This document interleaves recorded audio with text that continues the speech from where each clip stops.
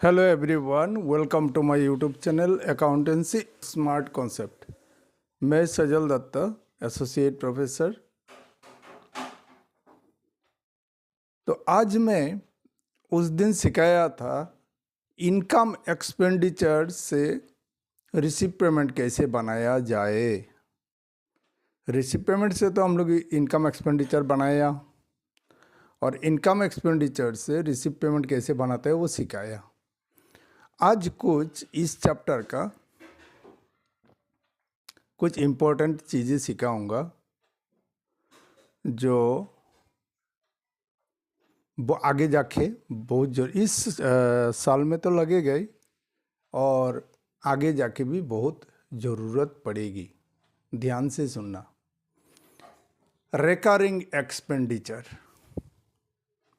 Recurring का मतलब होता है बार बार होता रहता है, मतलब रेगुलर होता रहता है।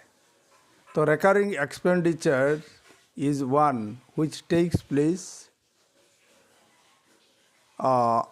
and its benefit is consumed in the accounting year in which it occurs।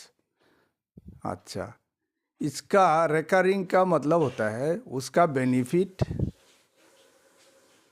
हम लोगों का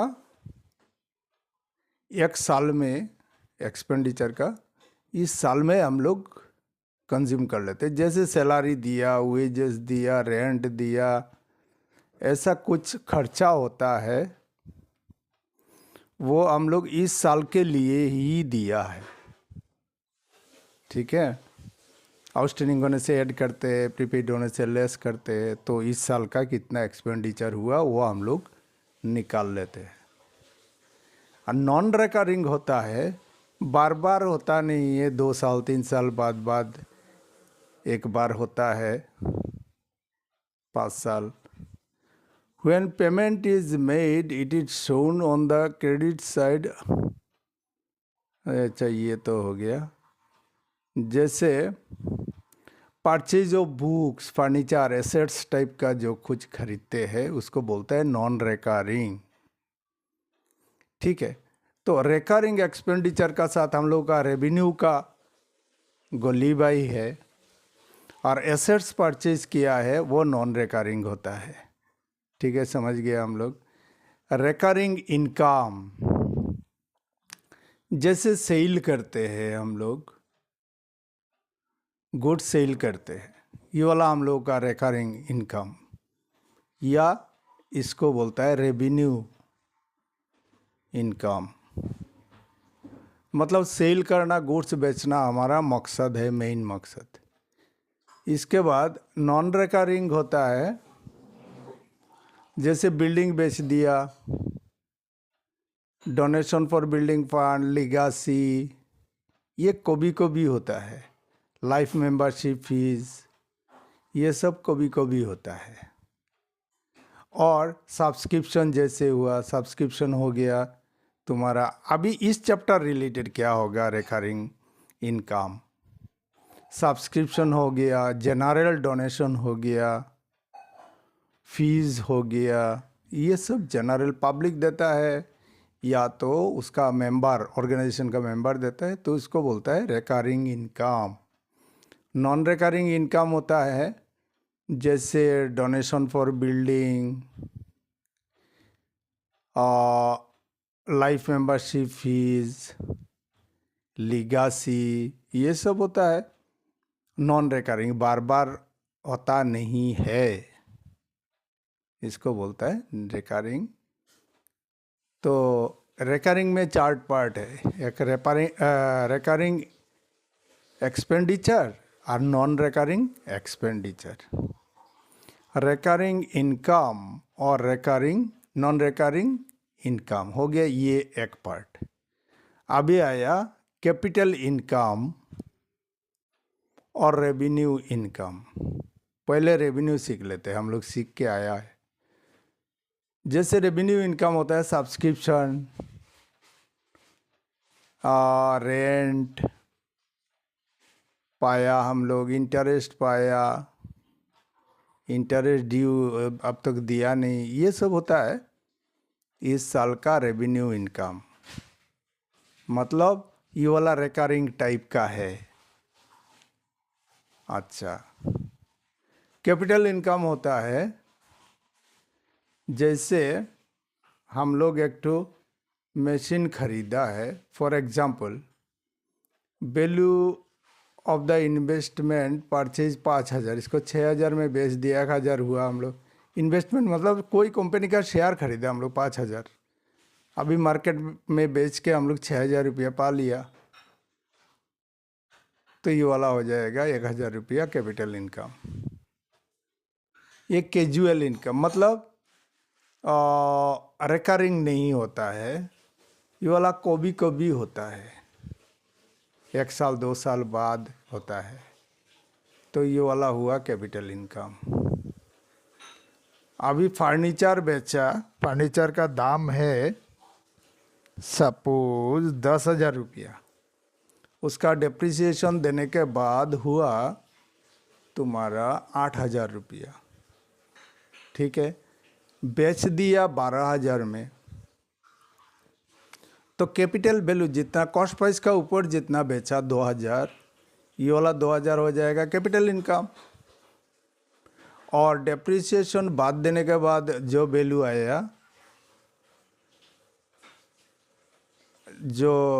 आया, उसको जितना 2,000 तो कैपिटल प्रॉफिट हो गया, बचा 10,000। 10,000 में से हम लोगों का उसका रिटर्न डाउन वैल्यू हुआ 8,000, बेच दिया 10,000 में, तो ये 2,000 हो जाएगा हम लोगों का रेवेन्यू इनकम। याद रखना,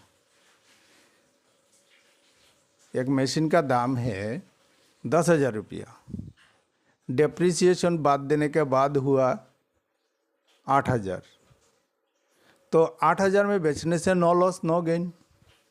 इससे ज़्यादा बेच रहा है, कितना ज़्यादा बेच रहा है? 10,000। तो ये वाला हायर लेवल की बात है, ये सीए में मिलेगा, ये इस टाइप का साम। तो 10,000 रुपया में से 8,000 4,000 रुपया प्रॉफिट हुआ। ये 4,000 रुपया मतलब कॉस्ट प्राइस का ऊपर जितना पाया, 2,000 12,000 में बेचा तो 10,000 में खरीदा था, ये 2,000 हो जाएगा कैपिटल प्रॉफिट। और कॉस्ट प्राइस का नीचे का जो प्रॉफिट हुआ 8,000 तक, ये वाला हुआ रेवेन्यू प्रॉफिट। याद रखना, ये वाला बाद में काम में आएगा। अच्छा, अभी आया कैपिटल पेमेंट। कैपिटल पेमेंट वो जो नॉन रिकरिंग एक्सपेंडिचर जैसे ऐसा ही हुआ। कैपिटल पेमेंट का मतलब हम लोग कैपिटल गुड्स खरीद रहे हैं, जैसे बिल्डिंग, फर्नीचर, एसेट्स टाइप का सामान खरीद रहा है, तो हम लोगों का ये वाला हो जाएगा कैपिटल प्रॉफिट। रेवेन्यू प्रॉफिट जैसे रेवेन्यू पेमेंट हुआ, सैलरीज दिया, टूर्नामेंट एक्सपेंसेस दिया, परचेज किया, तो ये वाला हो जाएगा हम लोगों का रेवेन्यू पेमेंट। बात याद रखना, कैपिटल और रेवेन्यू और रिकरिंग और नॉन रिकरिंग एक ही थाले का चट्टे बट्टे है, ये सब याद रखना,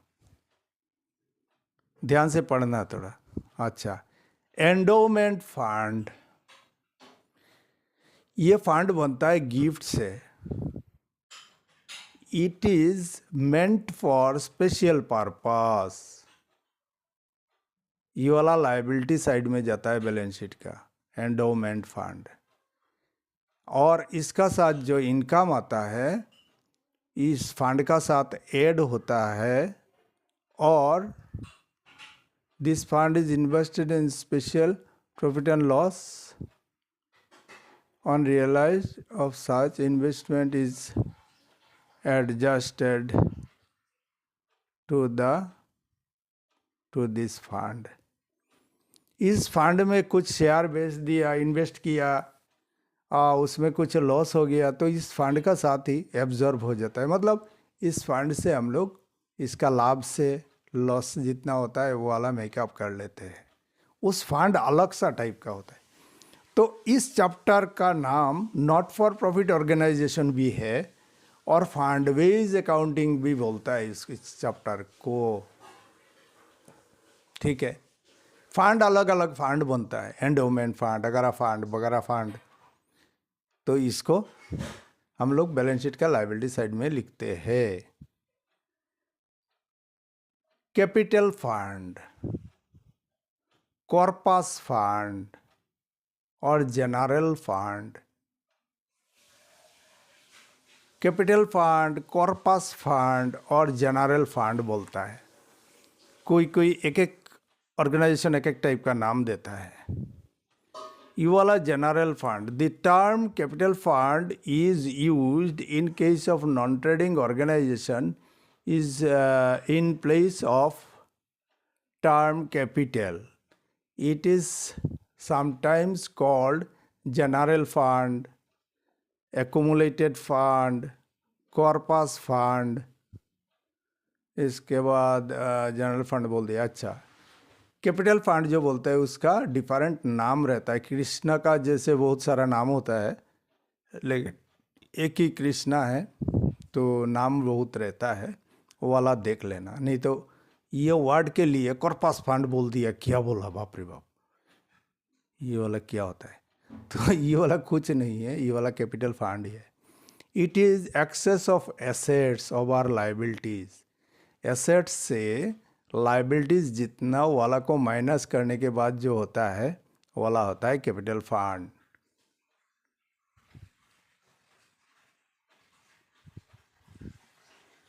ठीक है। अच्छा, एंट्रेंस फीस। एंट्रेंस फीस क्या होता है? एडमिशन फीस, एंट्रेंस फीस एक ही बात है। This is the amount of fees received from the new members addition in addition to the normal और रेगुलर सब्सक्रिप्शन। रेगुलर सब्सक्रिप्शन जो देता है उसका ऊपर एक तो एडमिशन फीस लेता है, उसको बोलता है entrance fees. It appears on the receipt side of the receipt and payment account. अच्छा, ये सब तो किया है। There are alternative for treatment of such fees in the absence of any guideline। recurring अगर बोला है, एज ए नॉन रिकरिंग हर साल में एडमिशन फीस देना पड़ता है, तो ये वाला हो जाएगा रिकरिंग, बार बार होता रहता है। As a recurring item this is paid each member only once. The institute receives it regularly because they are frequent changes its membership accordingly.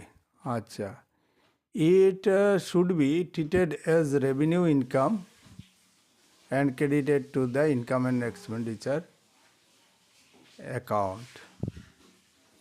क्या होता है कंपनी में? डायमंड मेंबरशिप, क्या क्या क्या क्या मेंबरशिप, बहुत सारे टाइप का मेंबरशिप रहता है।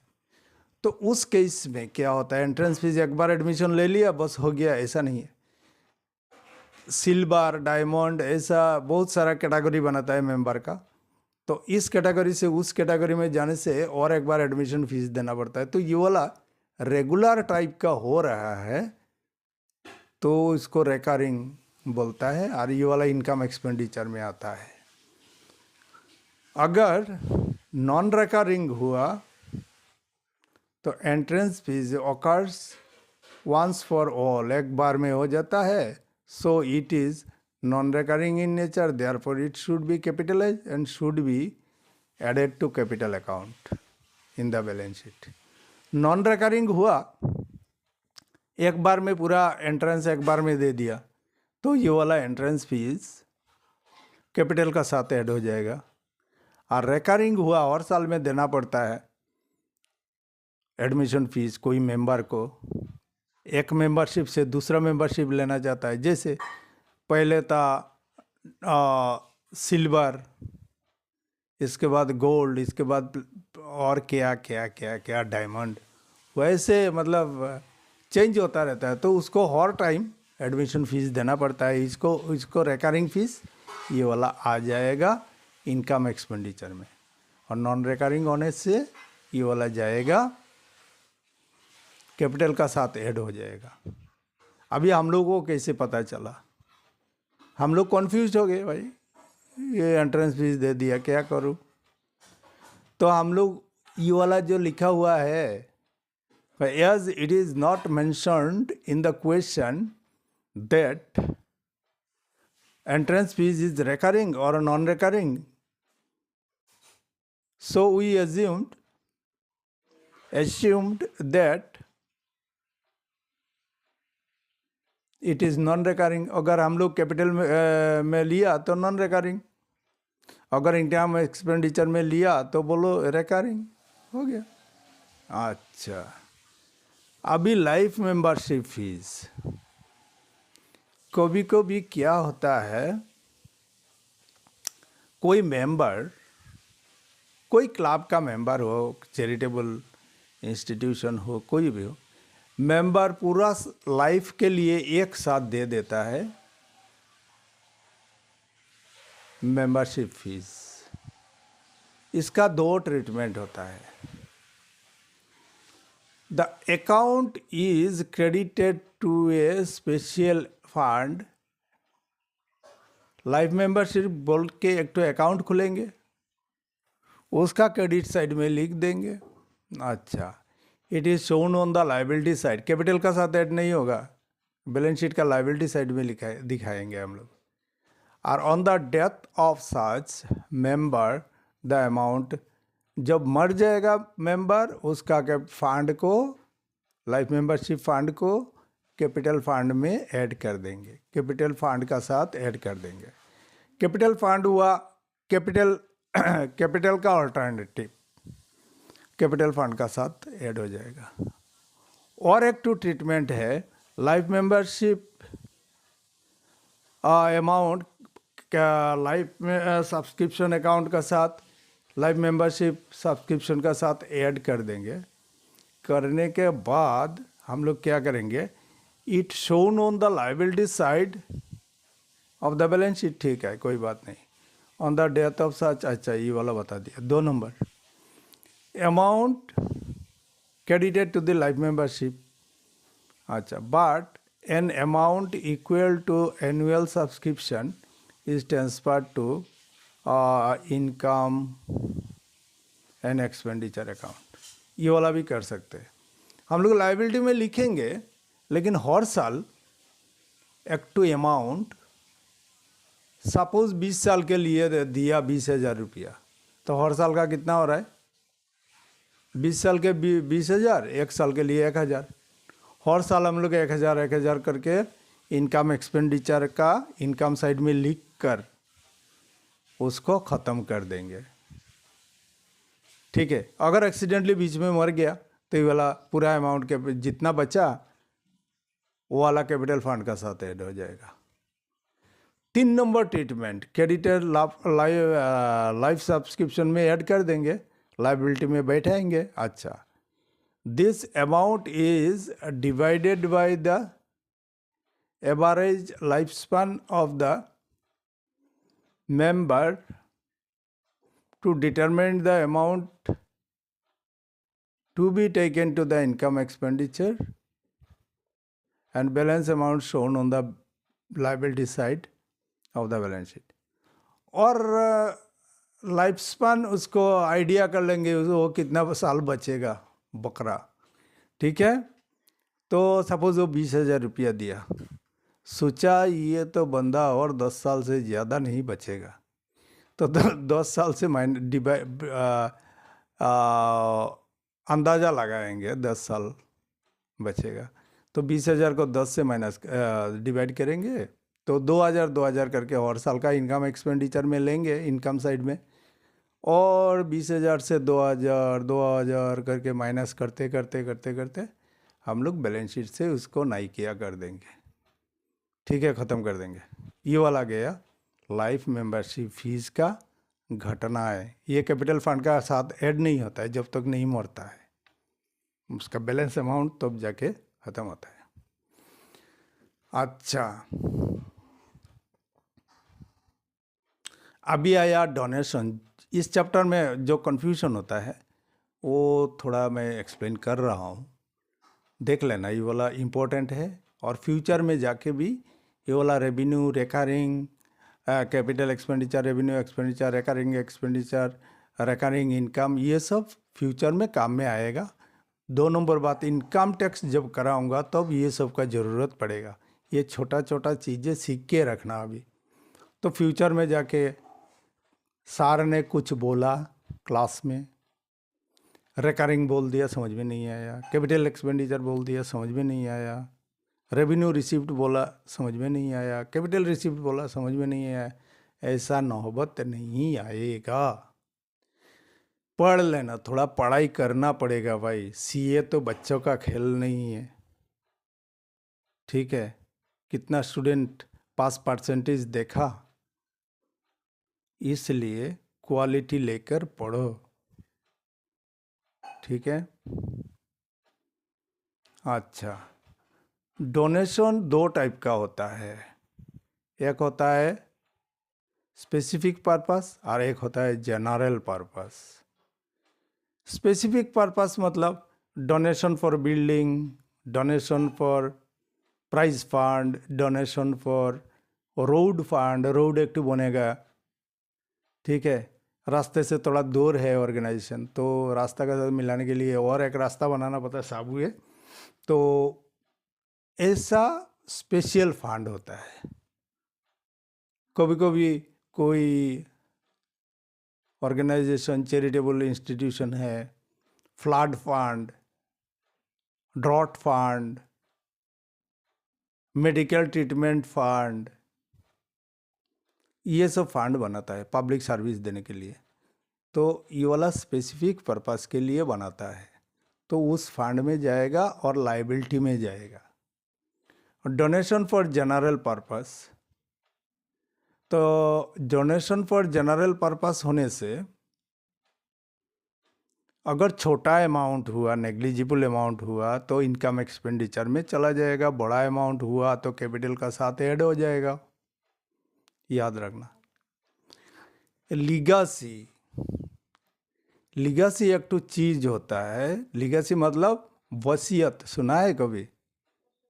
एक आदमी मरने का पहले उसको कौन सा बेटा को क्या मिलेगा, कौन सा बेटी को क्या मिलेगा, बहू को कितना मिलेगा, नाती नातिन को कितना मिलेगा, पोता पोती को कितना मिलेगा, ये सब लिखे जाता है। उस हिसाब से कोर्ट का आदमी या तो कोई रिलेटिव लोग मिलकर ये उस हिसाब से भाग कर देता है संपत्तियाँ। ठीक है, इसको विल बोलता है। तो हम लोगों का पर्पस से क्या होगा, एक आदमी है उसका कोई नहीं है, तो वो क्या किया, उसका एक बिल्डिंग है, वो बोला भाई मैं मरने के बाद ये वाला तुम्हारा चैरिटेबल इंस्टीट्यूशन का नाम पे दे दिया, तुम लोग इसको यूज़ करो, पब्लिक का काम में आए। और एक टाइप का होता है, बोले मेरा बैंक में अभी 5 लाख रुपया है, मैं मरने के बाद मेरा 5 लाख रुपया तुम्हारा इंस्टीट्यूशन का नाम पे हो जाएगा। तो यहाँ पर 2 बातें आया लीगेसी के बारे में, एक है कैश में दिया, एक काइंड्स में दिया। तो अगर कोई बिल्डिंग वगैरह दिया तो ये तो कैश नहीं हो रहा है, वो इनका रिसीव पेमेंट में नहीं आएगा। अगर बिल्डिंग दिया तो रिसीव पेमेंट में नहीं आएगा। अगर कैश दिया तो रिसीव पेमेंट में आएगा। अगर लीगेसी बोला 5 लाख, कुछ नहीं बोला, अगर हम लोग रिसीव पेमेंट में लिया तो नीचे नोट लिखना पड़ेगा कि it is treated as revenue has been received in, legacy has been received in cash. तो हम लोग क्या बोलता है, रिसीव पेमेंट में लिखा है तो मार्क काटेगा नहीं। अगर कुछ नहीं लिखा और क्वेश्चन बैग लिख दिया मतलब कुछ समझ में नहीं आ रहा, ये वाला सामान दिया ना पैसा दिया, तो उस टाइम में तुम क्लेरिफाई करके लिख देना। सिर्फ कैश मिलने से आता है रिसिप्ट पेमेंट में, इनकम एक्सपेंडिचर में इसका कुछ नहीं आता है लेना देना। यह direct capital is added to capital fund का साथ ऐड हो जाता है जाके, कैश में हो और कोई बिल्डिंग का वैल्यू हो, ये वाला ऐड हो जाएगा कैपिटल फंड का साथ। और उसका कोई इनकम आया उस फंड से, उस इनकम भी ऐड हो जाएगा कैपिटल फंड का साथ। एनुअल फंक्शन होता है, एनुअल फंक्शन के लिए बहुत सारा फंक्शन कराता है, टूर्नामेंट कराता है, वगैरह वगैरह कराता है। एनुअल मीटिंग होता है, बहुत सारा क्लब को इनवाइट करता हूँ, वो सब आता है, एनुअल मीटिंग होता है, एनुअल टूर्नामेंट होता है, etcetera are held clubs for other non-trading organization annually. अच्छा, subscription or any other received collected and treated as revenue account। मतलब ये सब हम लोग एनुअल फंक्शन कराएंगे, इसके लिए हम लोग मेंबर से भी सब्सक्रिप्शन लेते हैं, अगल बगल दुकान से लेते हैं, रास्ते में, मतलब हम लोगों का जान पहचान से हम लोग लेते हैं, तो ये वाला अनजान से भी लेते हैं, तो ये वाला बैठ जाएगा इनकम एक्सपेंडिचर का क्रेडिट साइड में। और टूर्नामेंट में जितना फंक्शन में, एनुअल फंक्शन में खर्चा होगा वो एक्सपेंडिचर साइड में बैठ जाएगा। ठीक है, इसमें कोई उतना खास नहीं है। कैपिटल ग्रांट, जैसे क्लब, मतलब कोई चैरिटेबल क्लब हो, कुछ हो, उन लोगों को सरकार से भी मदद मिलता है। तो सरकार दो टाइप का मदद करता है। एक है कैपिटल ग्रांट। कैपिटल ग्रांट मतलब बड़ा अमाउंट देता है, भाई बिल्डिंग बनाओ, रास्ता बनाओ, उसका बाउंड्री वॉल दो, मेडिकल है तो मेडिकल सब्सिडी देता है, पैसा वैसा देता है, ये सब। तो इसको बोलता है कैपिटल ग्रांट। और मेंटेनेंस ग्रांट, जैसे कोई मेडिकल ट्रीटमेंट दे रहा है चैरिटेबल इंस्टीट्यूशन, और सबको एक तो ग्रांट देता है हर साल। ये वाला जो संस्था है ऑर्गेनाइजेशन चलाने के लिए जो खर्चा देता है, इसको बोलता है मेंटेनेंस ग्रांट। तो मेंटेनेंस ग्रांट होता है, रेगुलर मिलता है। कैपिटल ग्रांट 2 साल, 1 साल बाद 2 साल 3 साल बाद मिलता है, एक बार। ठीक है, मेंटेनेंस ग्रांट हर साल में मिलता है। तो ये वाला रेवेन्यू बोल के हम लोग पकड़ लेंगे इनकम एक्सपेंडिचर में, इनकम साइड में हम लोग लिख देंगे। और जो खर्चा हुआ वो वाला उस फंड से वो वाला एक्सपेंडिचर में लिख देंगे। ठीक है, but in the liability side of the balance sheet as a separate item, balance sheet का लेफ्ट साइड में लिखेंगे, लाइबिलिटी साइड में सेपरेट आइटम, कैपिटल आइटम का साथ नहीं, ये वाला अलग सा बैलेंस शीट का लाइबिलिटी। इसलिए बोला ना, इस टाइप का अकाउंट को हम लोग NPO बोलते हैं, नॉट फॉर प्रॉफिट ऑर्गेनाइजेशन, और इसको कभी कभी फंड बेस्ड अकाउंटिंग भी बोलता है। जो फंड जिसके लिए पाया उसका अलग अलग फंड बनते जाएगा, याद रखना।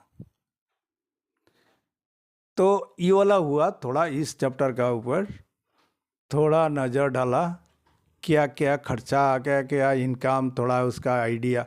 ये पहले अगर बोलता ना तो सर का ऊपर से जाता, अभी थोड़ा थोड़ा तो समझ में आया, और पढ़ लेने से बाकी समझ में आ जाएगा। अगर नहीं आया तो लिखना। अच्छा, आज करेंगे हम लोग प्रोफेशनल, कल बोला था, जैसे डॉक्टर, इंजीनियर, वकील, चार्टर्ड अकाउंटेंट, ये लोग जो अकाउंट्स मेंटेन करता है, ये लोगों का अकाउंट कैसे बनता है। सब कुछ ठीक है, खाली एक जगह गंडगोल है यहाँ पर। एक जगह पर हम लोग क्या करेंगे, जैसे फीस, एक डॉक्टर को फीस मिलता है, ठीक है, फीस हुआ आउटस्टैंडिंग रह गया 1500 रुपया, ठीक है, मान लिया।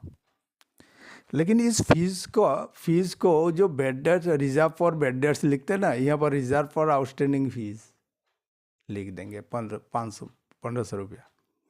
क्यों?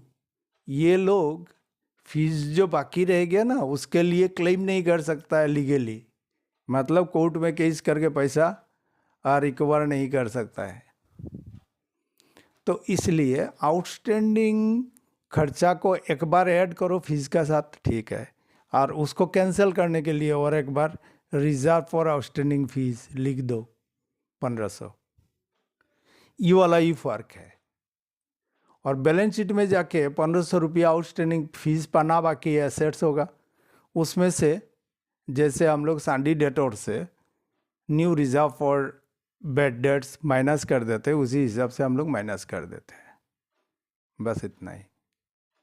अच्छा, यहाँ पर डेप्रिसिएशन में एक ठो पेश दिया, ट्रिक्स दिया, ठीक है, वो बता रहा हूँ मैं, बताऊँगा। अच्छा, यहाँ पर डेप्रिसिएशन हुआ, रुको रुको रुको रुको,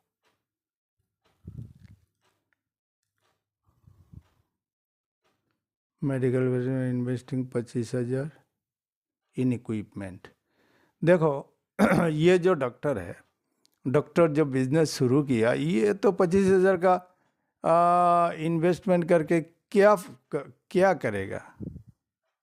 ये बहुत साल पुराना है, पुराना ज़माने का, ब्रिटिश का ज़माने का जेलर है। तो 25,000 रुपया लेकर स्टार्ट किया बिजनेस, इक्विपमेंट खरीदा 25,000, ठीक है।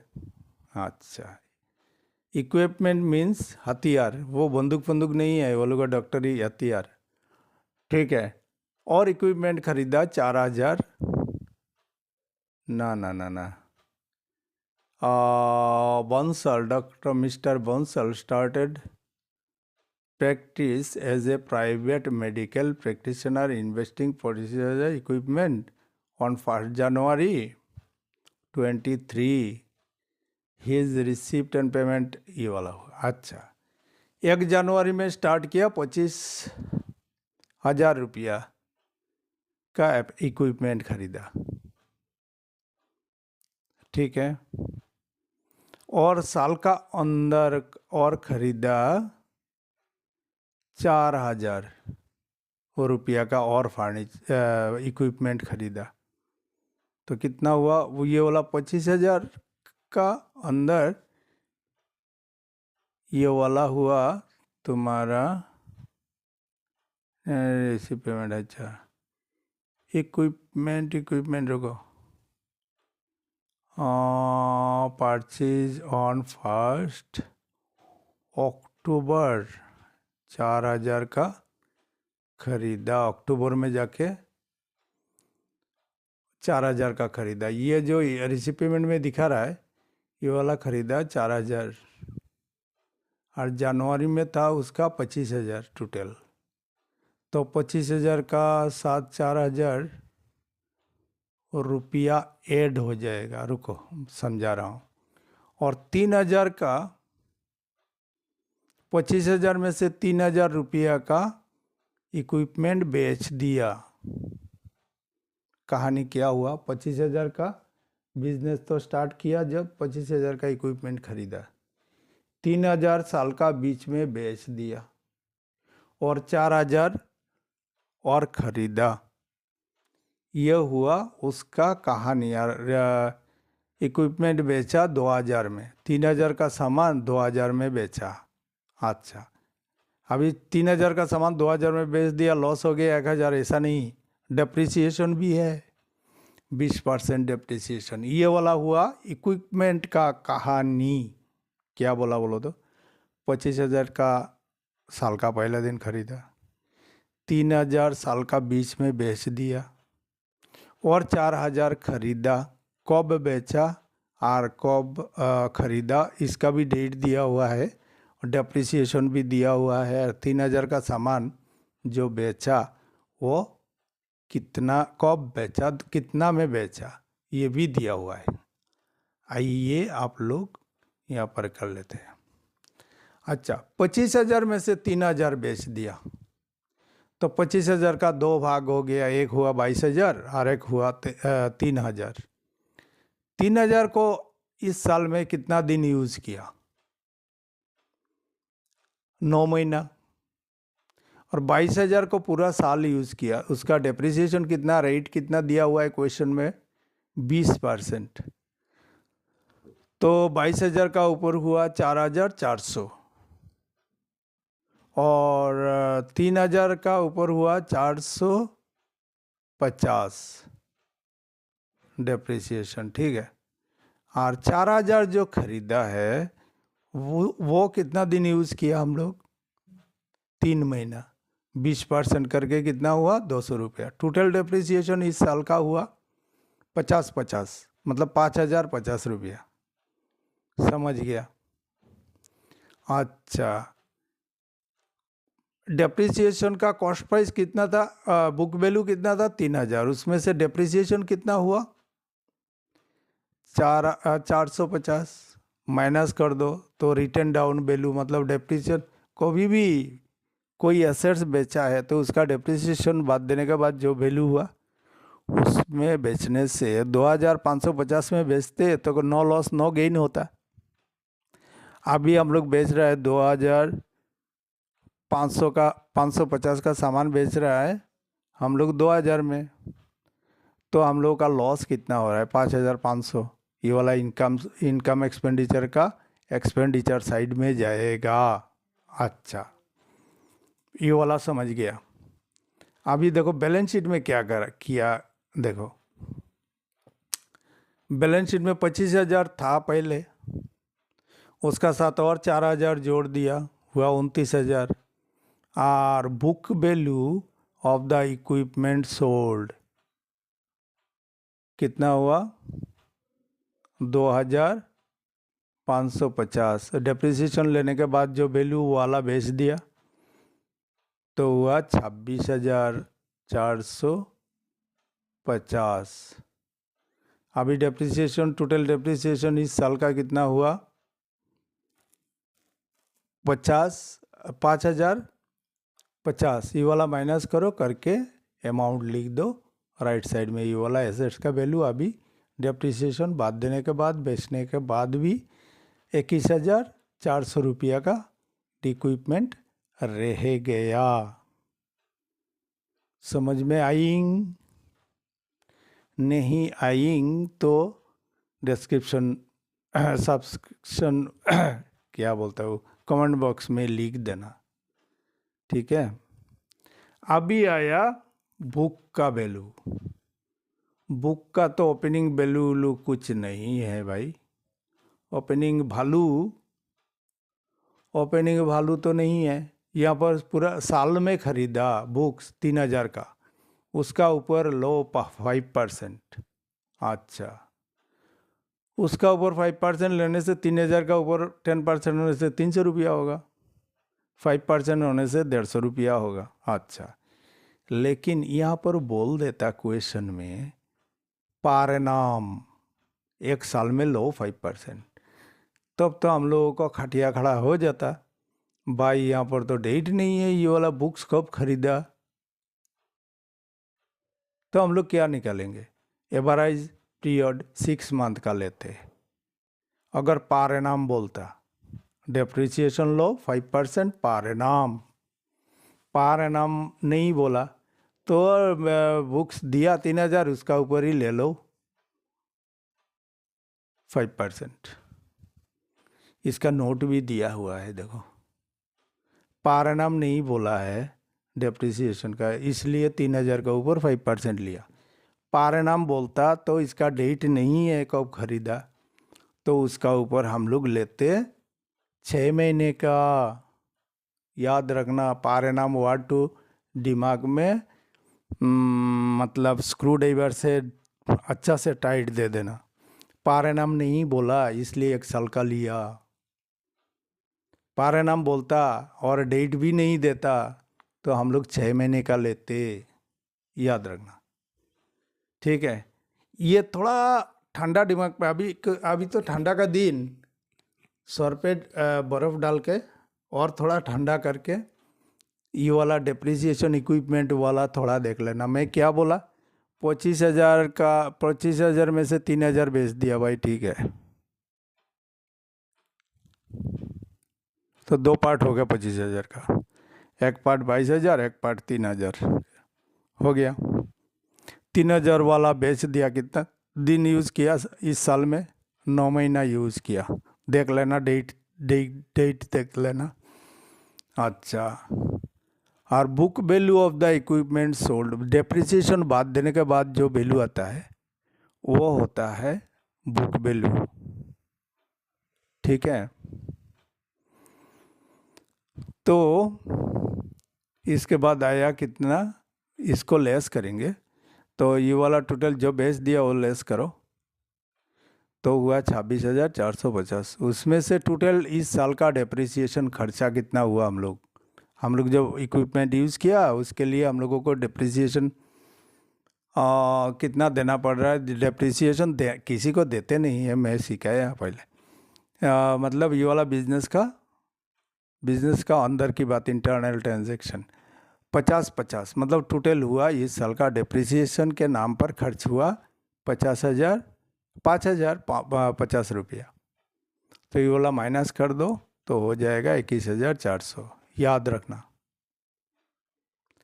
इसमें एक नया बात ये वाला आया और नया चीज़ सिखाया। जो आउटस्टैंडिंग होता है उसको 1,500 रुपया, उसको ठीक उल्टा साइड में रिजर्व फॉर आउटस्टैंडिंग फीस, उसको जितना होता है आउटस्टैंडिंग उसका उल्टा साइड में हम लोग लिख देते हैं बैड डेट्स का माफिक, रिजर्व फॉर डाउटफुल डेट्स 5% करके ले लिया, इतना हो गया। तो ऐसा ही है, आउटस्टैंडिंग तो पाया नहीं, कुछ पाना बाकी है, एसेट्स होता है। एसेट्स में से ये वाला प्रोविजन को माइनस कर दो तो हो गया 1,500 माइनस कर दिया, ठीक है।